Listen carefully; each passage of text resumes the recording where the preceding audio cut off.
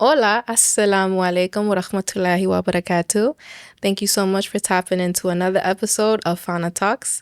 My name is Delaney Fana, and I have a lovely, lovely, lovely guest with me today, Hannah Adereti. Adereti, yes.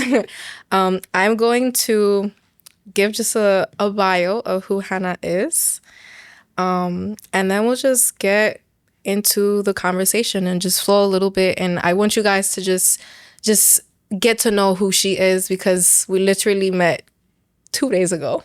So we don't technically know each other. However, I am a firm believer and a supporter of people who are actually doing change and who are shifting love and community and just being community oriented. So I'm going to read a little bit about Hannah. So Hannah Adereti is a Jamaican Nigerian creative practitioner and doctoral fellow with the Feminist Centre for Racial Justice at SOAS. Their doctoral project, Freedom Moves, Creolised, Vogue, and Ballroom and Black queer organizing in Jamaica and Nigeria, examines how Vogue and ballroom cultures become practices of queer kinship, embodied civic resistance, and community infrastructure within contexts shaped by colonial legislative legacies that criminalize queer gender expression and sexuality.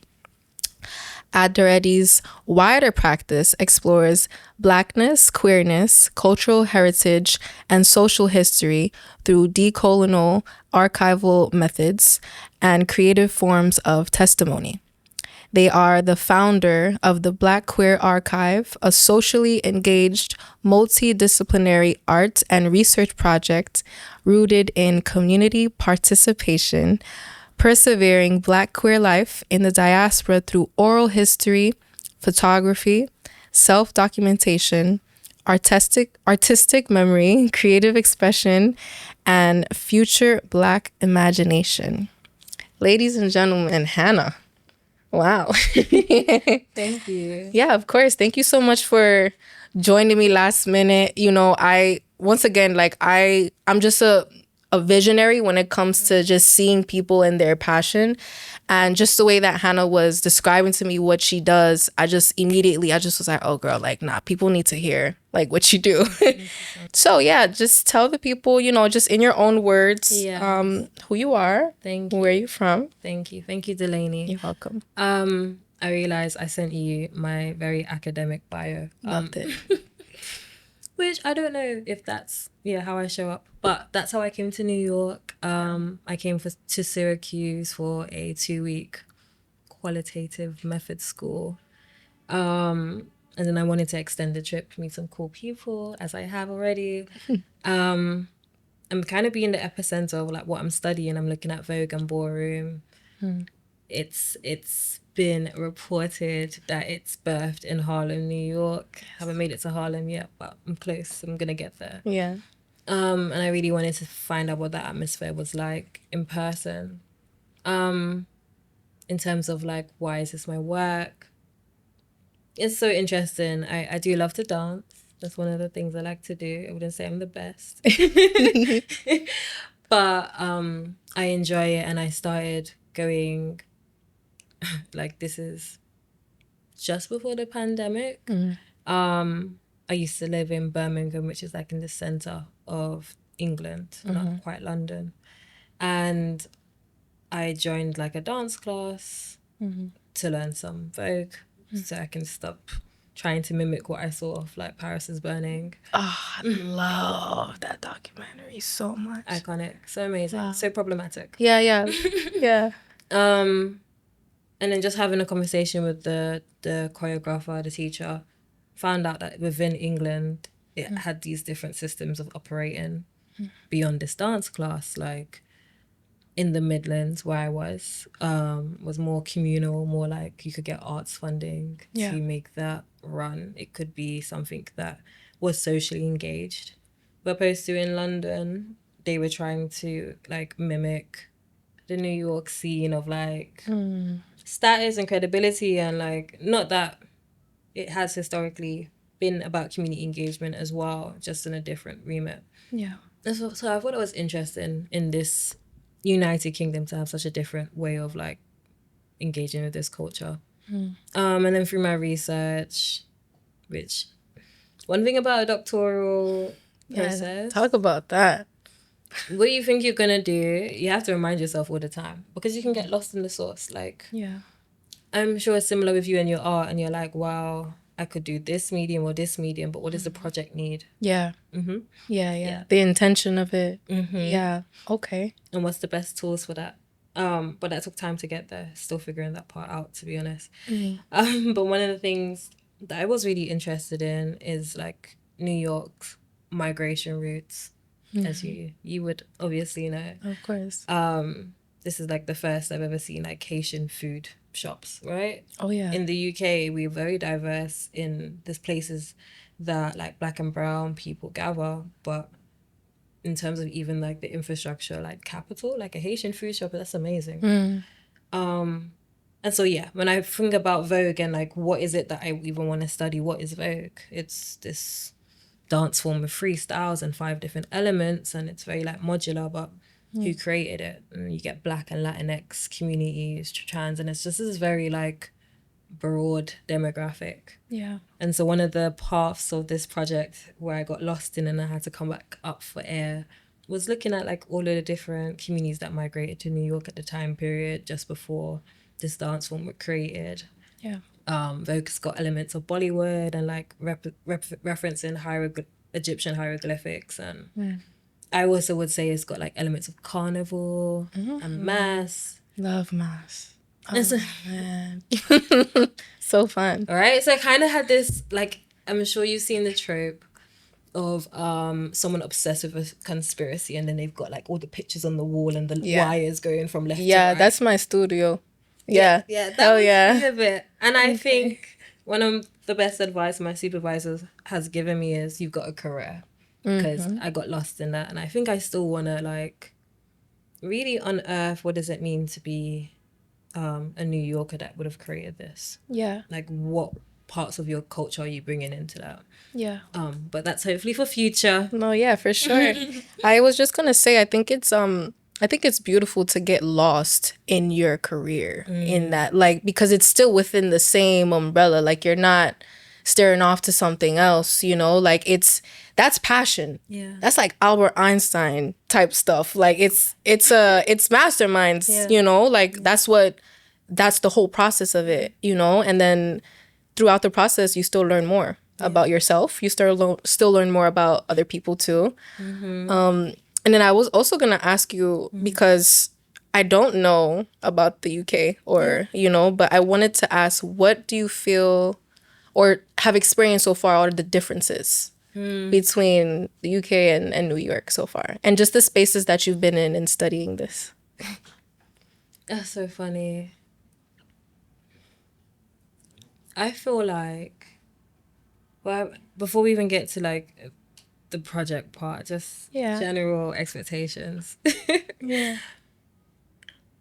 Big up the UK. I was just thinking about the double-decker bus, which is like a regular public bus. It's just got it's got fucking stairs. That's literally it. Yeah. But it's on time, every hour, on the hour, every minute. It's supposed to be there. Speed. It's God there. bless. And it was just because I was waiting outside in the sun hot in Canarsie thinking, oh my God, the bus was supposed to be here. Girl. But I think the parts of it that I've seen, there was like elements. I can't remember who I was speaking to at the place where we met, where I was like, oh, is it a good morning? Do I say good morning? Even if people are not gonna say good morning back. Because that's my routine. Yeah. But I think that reminds me of the UK, this whole like there has to be some sort of shared moment for us to talk, opposed to just because we're crossing paths. But also maybe that's just where I've been so far. Yeah. I would say one of the things as well is like people who seem to have a lot of like addiction or mental health needs being homeless, like within, and also operating within spaces where you're thinking, this shouldn't be the case. Right. Yeah. Yeah. I feel like there should be enough for us all out here to eat, quite literally, metaphorically, literally, Yeah. and resources too. So you see that a lot in the UK too. Yeah. Yes, I do. And I think there was a moment I came out at the station, Yeah. and I was just like, wow. And I tried to look around, be safe, took out my phone, took a picture. And as I put my phone away and turned around, like I saw someone like naked and like clearly like having several intersections of like crisis. And I just thought, this is everywhere. I think, but Times Square reminds me a lot of like Oxford Street and like our central London, our place where all of the tourists goes as well. I think what I've really enjoyed, especially in Canarsie, is like it's very Caribbean. Like, oh yeah, Caribbean Central. That's girl. I'm born and raised there. You see all walks of life there. it's so beautiful. And you spoke a little bit about the food too. Yeah. Yeah, I had like it's so mad because the guy was like selling empanadas, but I could also get like an egg and bacon sandwich. So this is community. Hell yeah. And that part, especially coming there, it was really relaxing and calming to my nervous system because it reminds me of Brixton, which is in London. Yeah. Which is a lot of where the Windrush generation, which is the Caribbean people that came to rebuild after the war, moved to one of the most popular areas. And so it's very diverse. Got the markets. You're going to find yam, you're going to find chocho, everything. Hell yeah. And so it just made me feel like, oh, I've come to another home. Yeah. I was going to say that too. It's always welcoming. We're always opening arms for you and for newcomers, that actually appreciate that part of New York. Because, I feel like a lot of people come to New York and it's nice to go to the Times Square. It's nice to go to, the city and everything. But where the locals really are, Canarsie, Brooklyn, like Harlem, like maybe one day we can set a day so you can actually, like go and we can travel together there. But so nice. That's where the real people are, like, from New York. And that's not to take away from the city. It's just, once again, it's the capitalism and it's just the cash grab, like I mentioned to you before. So it's face value. Yeah. It's very surface level. Like, you got to get real deep if like get into the roots of it. Yeah. I need to find somewhere to play like dominoes or something. Oh, vamos. Let's do it. Capicu. I'll teach you all the lingos with it. Yeah, thank you. Yeah. So Capicu is like how we were playing Uno? Yeah. When they say no Uno out? Yeah. So it's like that. Like when they have the last one, and it's their winner play, they say Capicu. And they slam that shit. Like they slam it on the table. Damn near breaking the table. Dominicans are crazy. I don't know how other... No, I don't know. Nationally, like, that's the Caribbean. Hell yeah. The Middle Passage, it did something. Yeah, right? That's love. That's just love right there. Oh, I love that. Yeah. I think one of the things as well, in terms of contrast, was the experience that brought me here was like seeing what the doctoral experience is like for Americans. Seeing someone 4 years onto their program versus like the same level of me being in my like finishing up my first year. Yeah. Because in the UK you apply with typically you can apply within my remit with a project in mind. And so I was like, okay, that's interesting. But also things I really appreciated, the school I go to, SOAS, is like really good with like conversational, like qualitative, right? Meaning like it's not the numbers of the statistics. It's like interviews, focus groups, like really being immersed in learning. Yeah. And so I felt really proud to come there because it seemed like a contrast. But then I was really jealous of the Americans because they get opportunities to like work with their professors, supervisors. Yeah. They get to like do things throughout the educational experience that makes them far more secured and like able to then transition into like a professional where I think we, even within that, there's a lot of competition between these opportunities in the UK. Yeah. And even the funding. Like, people are telling me to get paid like minimum 47,000 a year. Over here. Yeah. And is it different over there? Oh, it's way less? It's different. Oh, it's different. Okay. I think it's like, so the dollar right now is like 75 pence. Right, so $1 is 75p to our pound. Oh, up like we're pence up into a pound, like cents up into a dollar. So Interesting. but 25% less. Okay. Right? If you think of it in that way.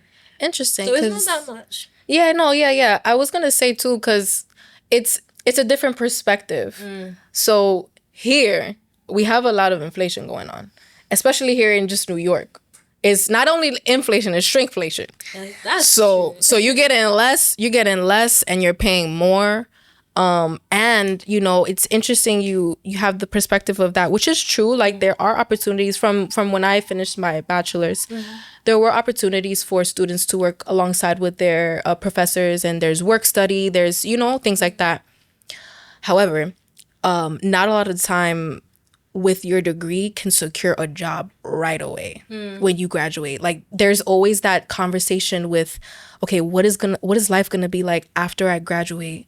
Because there's always that in between. There's always the like waiting period. I remember I took a couple of classes with one of my friends, and she graduated before me, and it was a couple of months, damn near like almost a year, where she didn't really like find like a job, not just a job, but a career. Because a job is a job. It's going to pay you. Yeah. But a career is like, am I going to be fulfilled?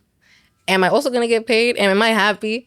A lot of these questions. Yeah. And then it's crazy the expectations that they have in the requirements with these jobs, because it's like, oh yeah, like we can accept new graduates, but you need like 10 years minimum experience. I'm like, damn, like what do you mean? But it's the same for the jobs. I was doing bartending before I started this degree. And yeah, I quickly got fired because they were asking me to do like coursework and shit. I'm like, Oh, really? no offense, but is it that deep? No. Do you know what I mean? Sometimes it is. Sometimes people dedicate their whole life, because there's a whole art to making drinks, No, I apparently. get it. And 100%. Like, it's the same when I was a barista. They were trying to train me. And I was like, to me, that is such a level of privilege. Sorry. Yeah. Let me not come for anyone. Nah, don't be sorry. Just say it out. But Listen. I do think it's a level of privilege already when you can have certain businesses where you decide to invest your capital in. And yeah, people need to have a job. Right? And I do think there are people that are not necessarily like, I don't think everyone should be an academic or like work with their hands or XYZ. I think there should be diversity. But as soon as capitalism is the only way you can fulfill yourself, there's a question. Right. But cool. Let's move into like... You see why? You see why she's on it now? Let's move into the idea of like mixology, you know, like a bartender or like a barista. Like I can see and appreciate the science to it. I think that's amazing. Once again, it's like being a sommelier. Like you must have a lot of money to be able to smell wine, to be able to identify. Oh yeah, on every day. And that's your everyday? Cool. Yeah. So there's a different level of survival that I thought to myself, I can barely make it to work on time. Now you want me to like find time in between the shifts to do coursework. And like certain trainings, right? Right. And I'm someone that I'd rather learn by doing. So then also, that's boring. I've got ADHD, sitting down doing self-led work. Please give me a champ. So it's like, even when I was trying to just survive in the in-between, I couldn't. Could I get a career with my undergrad or with my master's? I would say maybe not within the remit of what I thought I would be getting a career in. That's how I ended up in the arts for so long. Yeah. Because I was like, I guess I can bring some theory into this. There's just so much you can do with it, though. No, that's why, Absolutely. Yeah. And then when you mentioned the masters right now, that just reminded me of like what people used to talk to me about with teaching, because my background is early childhood. So I have a lot of thoughts of the DOE, the Department of Education. At first I thought it was you just needed your bachelor's to become a teacher. But then now the minimum of it is the master's, right? Yeah. And then you would think, I believe the master's, so the bachelor's is 4 years, and then the master's is an additional 2 years here. And the wage difference is not equivalent to the amount of time and the amount of studies that you're putting into school. That's why I say it's like literally shrinkflation. Like you're giving more of your time and more of your soul, and you're not getting more out of it, you know, like what you actually deserve. It's just different over here in America. I think there's also something about the not knowing, right? So if you knew from grade 7 that actually you shouldn't think of it like undergrad stuff. You should think of it masters as bare minimum, because it puts you in that position. Yep. Then you would have operated in that way, right? Maybe a break would have been taken differently, but I feel like, and I was having this conversation with my friend the other day about what it means to see like Nigerians and Ghanaians migrate to the UK and see the different generations and how education was like centered, but also not only education, a lot of stifling, right? A lot of like, what do you mean you want to be an artist? Go become a lawyer or a doctor or an engineer or accountant. But they became it, right? There was such a clear guidance in that, where opposed to, I'm very thankful for the experience I have, but also sometimes a bit of anger. Yeah. That I had the freedom to choose and figure shit out, right? Yeah. I do feel like in the most ideal way, it's always like, yeah, have something under your belt before you fly and do whatever. Like the plan B, the safe route. Yeah, that's actually one of the things that I wanted to even ask you about too. Like, growing up, like, how did you navigate that? How did you navigate the whole, because as Caribbean, especially as women, we always got to play the safe route. We always got to be like, make sure you have the high paying, secure job, make sure it's stable. Arts, what? That doesn't pay. So how did you navigate that into this space that you're in right now? Sorry, that's so funny. Because the same thing I said previously. When I was 12, I migrated to Jamaica. Okay. And I migrated with my guardians who were retired. Meaning that they hadn't lived in Jamaica for like at least 40 years. And they've got like a 13-year-old who's on their life path. So I kind of was, a lot of stuff I had to figure out. And there was a moment, I remember I was like 18, I came to the UK on holiday, like for summer holiday. And I had like signed up for like some private school accounting thing, because I was like, oh yeah, gonna make some money. Oh man. You have to, right? Yeah. I was like, what do I need to do to be secure? I fucking hate accounting. Yeah. It's not for me. Yeah. I can do it, but it really killed my soul. And yeah, I continued. I actually started a accounting and economics degree, like double masters, double majors, for my undergrad in Jamaica. I couldn't get through it because it just killed my soul. It was so hard to show up for. It took me a very long time to figure out what I needed to do that was both this balance of like potential income and like my soul can be happy. Yeah. And so that's why I was an artist for a long time, because I was just resigned to be like, well, I'll just be broke. Yeah. No, yeah.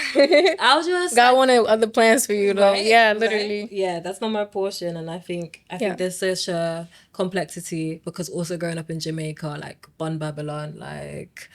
I was like, yeah, I'm not gonna make brooms and sell them on the road or anything. Like, I don't think I'm that disinvested within capitalism. In the same breath, I don't want to be a part of it. Yeah. And then migrating back to the UK at 21, like, I need a job, right? You need just like New York, the cost of living is very, very intense. Everything you said, same over there.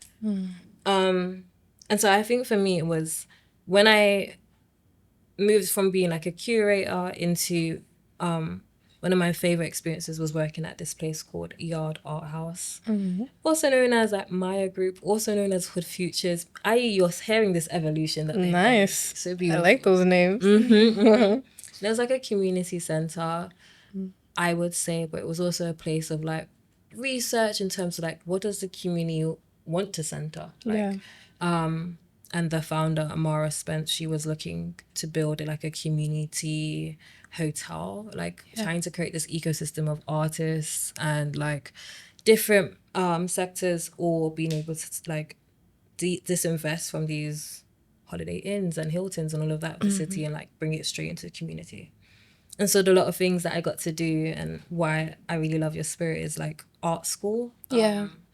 Like leading art school, which was created with like Freedom and Balance, Andre Anderson. And it was this program where it was like, we'd give a prompt. No, we'd like share something, give a prompt, people would respond in like an hour and a half, whatever mediums. Sometimes we'd have a music studio. Wow. Really, really amazing. Oh, that's so cool. Yeah. I tried to like make a really quick film or something. Nice. And then we would like come back together and talk about everyone's work, like talk about how it made them feel, what they created. Yeah. And I really loved that. And so I started to like pull that out even more. And I got to do a program there called Studio 25. Beautiful. We're at number 25. Yeah. And we got to like, I worked with producers who but I kind of wanted them to do a little more, and that's why I'm starting my own archival project, because I think there's more to it. But I'd send them like an audio clip or a sample of some like Black intellectual or Black artist or something I found really resonant. Yeah. And I'd ask them to make a beat with it, like a sample. And then I would take that and then run the workshop with the prompts and the response. So I have people reading, talking, making songs and poems over this like collective beat. Wow. So that's what I want to hear that. It's really beautiful. Yeah, please.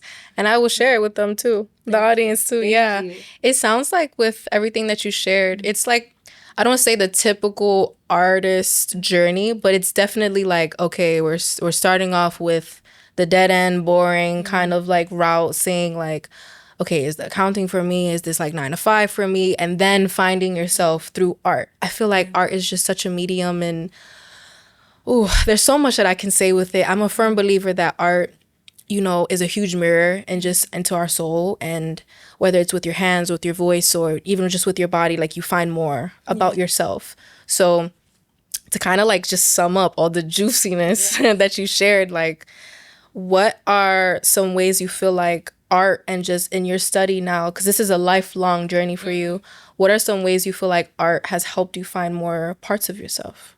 I think art has allowed me to be aspirational and imperfect and like comfortable with that middle space, which I think I find really hard to do in other parts of my life.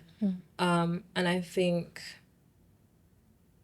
my favorite thing about like art is there's just so many ways to engage in it. Some of my favorite things is like butchering a song that you've heard and like that's not how it goes. I'm like, this is how it goes now. Yeah, I love that shit too.